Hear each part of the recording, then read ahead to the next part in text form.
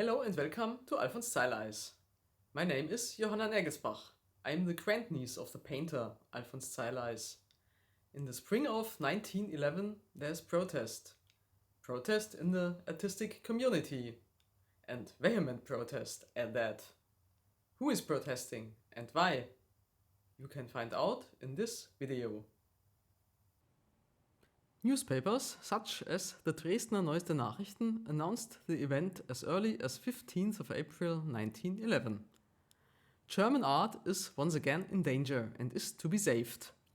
Eugen Diederichs in Jena is about to publish a brochure, the signatures of which have now been sent out, in which a number of artists and art writers vigorously protest against the dominance of French art in German artistic life. It is Karl Winnen from Worpswede who has taken the initiative and argues in a lengthy essay that German painters, for all the gratitude they owe the French, must defend themselves against the overestimation of modern French painting. Karl Winnen is a member of the Worpswede Painters, an artists' association that he co-founded in 1894. The aim of this association was to better present and market art to the public. Karl Winnen never lived in Worpswede. Not all Worpswede painters protested. The Worpswede painter Otto Modersohn joined the response to the protest. What was the reason for this protest? The best way to find out is to read In the Fight for Art, the answer to the protest of German artists, published by R. Pieper & Co. in 1911. Starting on page 154, there is a very readable essay by the Berlin art dealer Paul Cassirer, who we already know, entitled About the Ignorant Artist.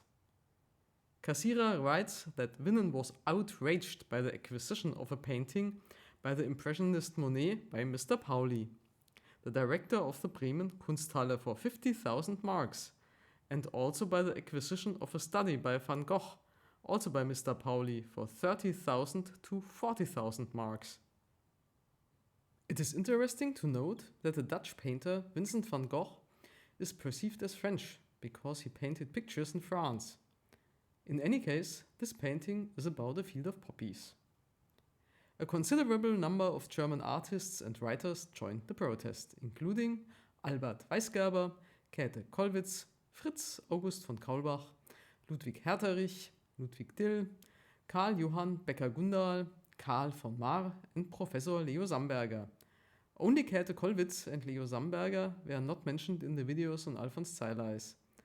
I mention the well-known female artist Käthe Kollwitz because she is one of the few female artists of the time who is still well known today, and Leo Samberger because he was also a professor at the Academy of Fine Arts in Munich.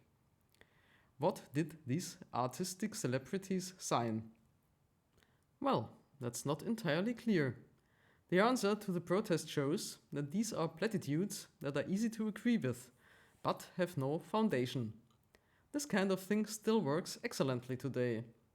In his essay, Paul Cassirer dissects Winnen's arguments in great detail and refutes each individual argument. Nevertheless, the protest remains in the world and fits perfectly into a time in which Emperor William II, as the highest representative of the German state, sees German art in first place and rejects Impressionism and French art. The newspaper Dresdner Neueste Nachrichten of 16th of April 1911 wrote: The protest originated in Worpswede. Nearby is Bremen. Many Munich artists took part. The new Pinakothek is located there. Mr. von Tschudi has acquired Manet's breakfast and is also suspected of having personal relations with Meyer Gräfe. Pauli has bought Van Gogh and turned the Bremen Kunsthalle into a model institute for modern painting.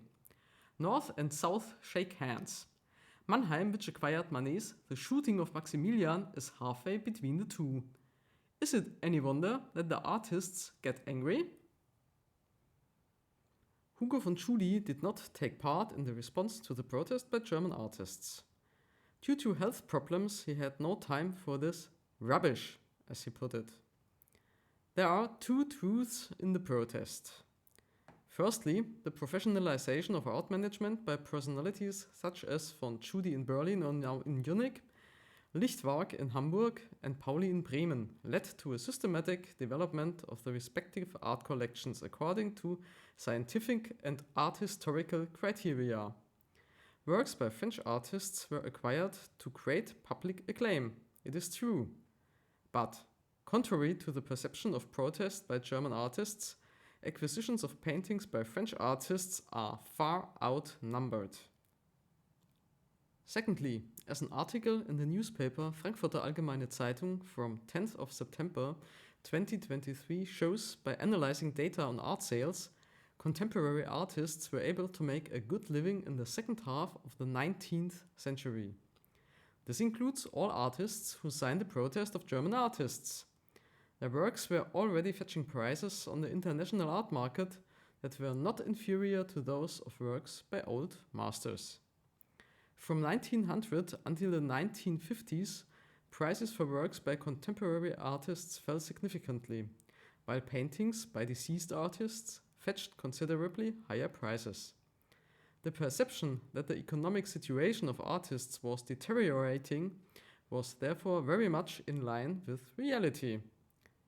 As is often the case today, the issue was not approached constructively, but instead the evil art dealers who also traded French art among other things, and museum directors who exhibited French art were used as bogeymen to justify their own situation. Alfons Zeileis belongs to the new generation of artists who will find it much more difficult to make a living from their art than the old artists of the protest of German artists. We will see how the story continues. Thank you for accompanying Alfons Zeileis through the German artists' protest. Life was hard back then for artists. Alfons Zeileis strives for perfection and will demonstrate his skills in the next video. And we will visit the Pinakothek again. I look forward to seeing you then.